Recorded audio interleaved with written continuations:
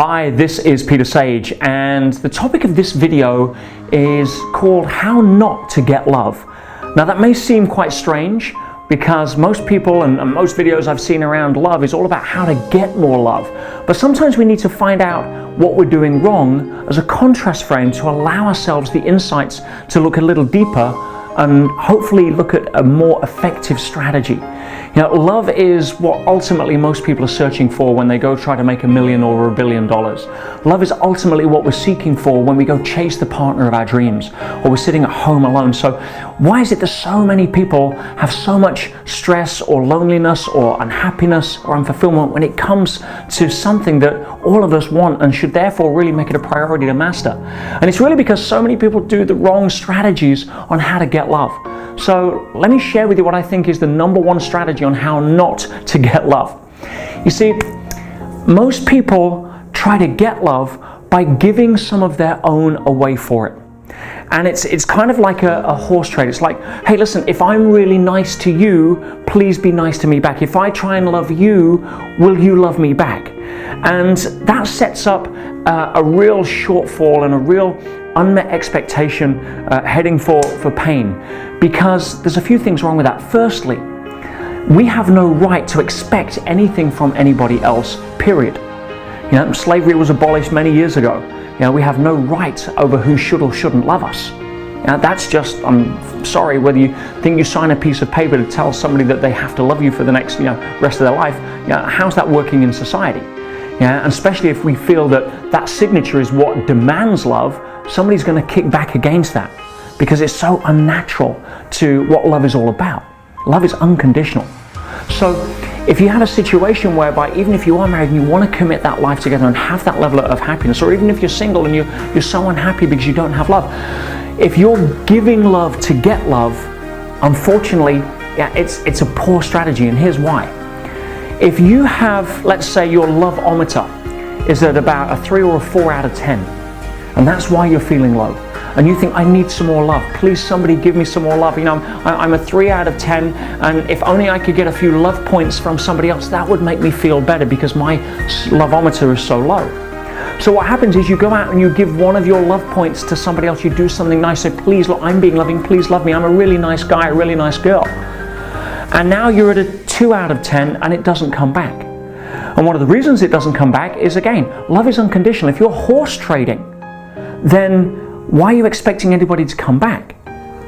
That's going against the entire principle of what unconditional love is and what you're really, really seeking.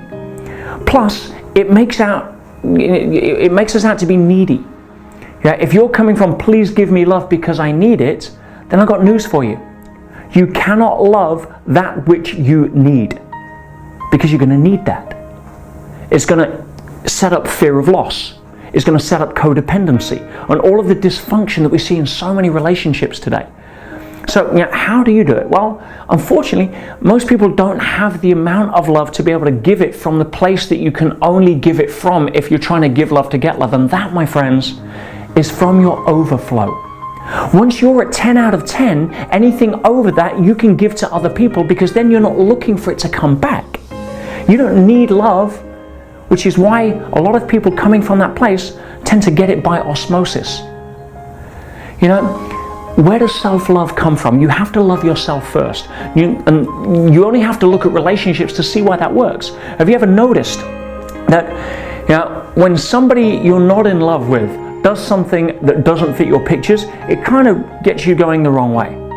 But if you fall in love with somebody, everything becomes perfect about them, does it not?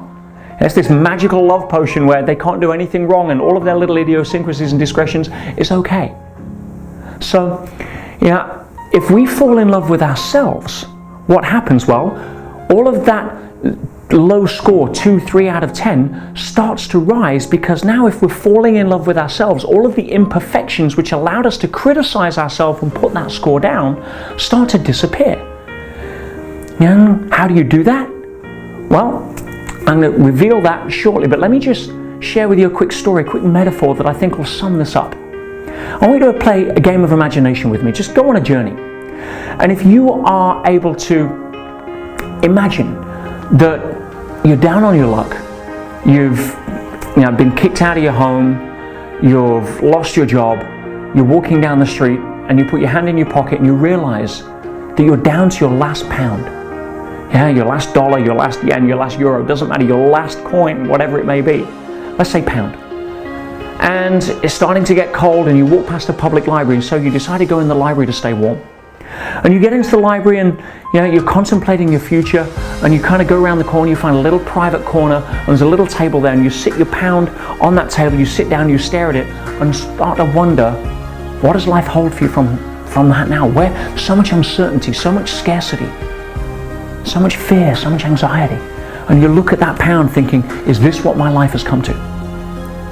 Now at that moment, you hear a noise and you look up, and somebody pops their head round the corner, and it's another kind of homeless person who looks even more disheveled, and they've got the goofy, scary teeth and the wild hair, and they look around, they come in, they see you, they see the pound on the table, and before you can do anything, they reach over, they snatch, grab the pound, and they run and they're gone. Your last pound. How do you feel? I mean, could it get any worse? What if we rewind a little bit? And we're walking down the street before we go into the library, and instead we walk past the newsagents, and we're contemplating what to do with that pound. Something can't get any worse. You buy a lottery ticket. Now, I don't advocate buying lottery tickets to solve problems. In England, that's 14 million to 1 in order to win. If you look at any statistic throughout human history, 5% of people in the world end up owning the world. And especially in today's society, where most of the billionaires and millionaires were not born into wealth, you can start to understand that it's all about being able to add value. So if 5%, 1 in 20 people have the opportunity to become financially successful through studying financial intelligence, through business, through marketing, through whatever it is, and apply themselves at that level as their own boss, you've got a 1 in 20 chance minimum of becoming wealthy, as opposed to 14 million. So as a side, I'm not advocating lottery tickets, but for this game of imagination, just play with me here. You go and you buy a lottery ticket, let's just say you win. And the prize is 20 million pounds. 20 million pounds. I mean, wow.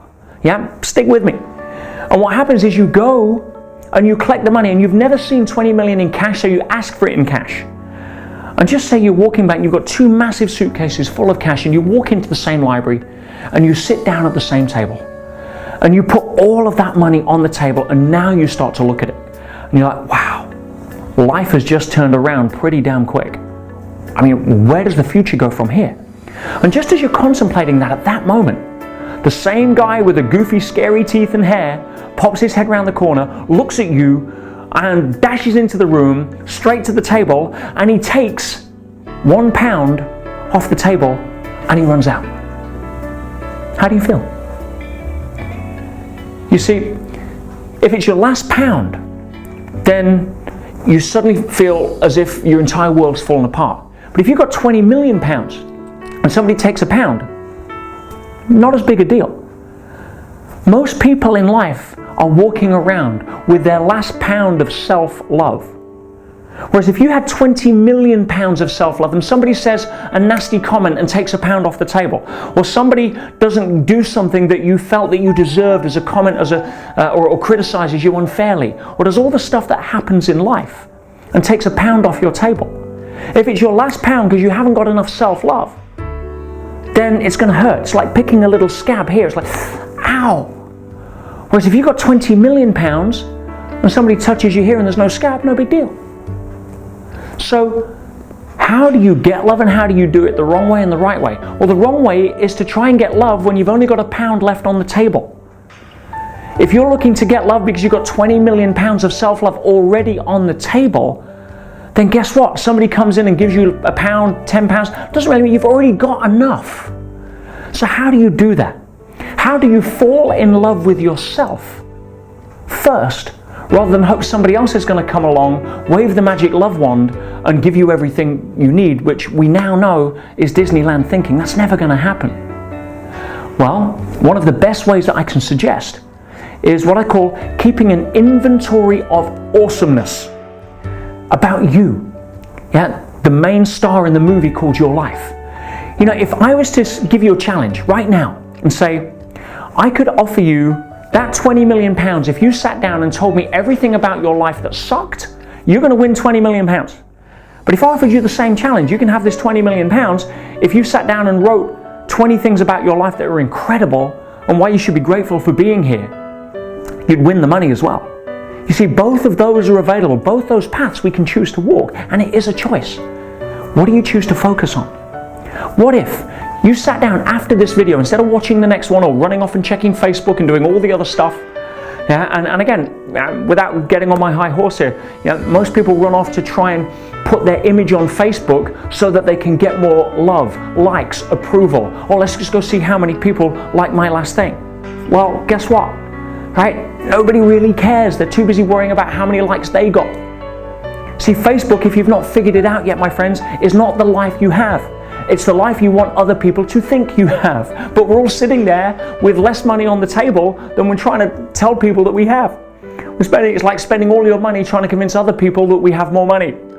Right? Oh, like me, look at me, when underneath most people are so insecure about their self-love because they look in the mirror, and what do they notice? They notice that they've got a blemish here and they need more foundation, or they've got their chest is too small, or whatever it may be. If you keep an inventory of awesomeness about you, just imagine writing one thing on there each day that you could tell about yourself, to yourself, that's great. It doesn't have to be something amazing like you've just got your MBA. It could be something like, the time you noticed somebody needed some help to open a door because they were struggling with shopping. It could be the time that you made somebody smile in the restaurant because they were having a bad day as a waitress. It could be the fact that you're good at being able to explain things to kids in a way that they understand. One thing a day that you can find, that if you keep that little inventory, imagine after a year, 365 reasons why you are great.